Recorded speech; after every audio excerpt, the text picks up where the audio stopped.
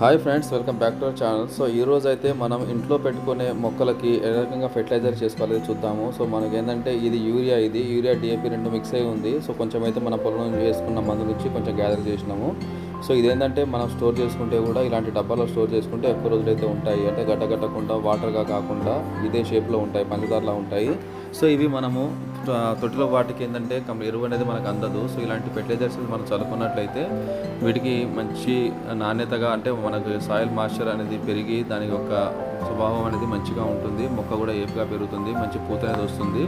So ఇవేంటంటే తొట్టిలో ఉన్న వాటికి మనకు న్యాచురల్గా ఉండే వాటి లెక్క అయితే వీటికి ఎక్కువ బలం అయితే ఉండదు. సో ఎక్కడ కూడా వాటికి ఎరువులు అయితే దొరకవు కాబట్టి మనం కంప్లీట్గా ఇలాంటివి వేసుకోవాలి. ఇంతకుముందు అంటే మన ఆవుపేడ లాంటివి కూడా మనం వేసుకునే వాళ్ళము. సో అలాంటి ఇప్పుడు లేని పరిస్థితి కాబట్టి కంపల్సరీగా ఇట్లాంటి ఫెర్టిలైజర్స్ అయితే వాడుకోవాలి. ఎక్కువగా ఏంటంటే మొక్కలకి యూరియా కానీ, డిఏపి కానీ, 20 కానీ ఎక్కువ మనం పంట పొలాలకు వేస్తూ ఉంటాము. సో అదే మనకు ఇది సరిపోతుంది అన్నట్టు. దీనికోసం ప్రత్యేకంగా వేరే ఫెర్టిలైజర్స్ అయితే తీసుకోవాల్సిన అవసరం లేదు.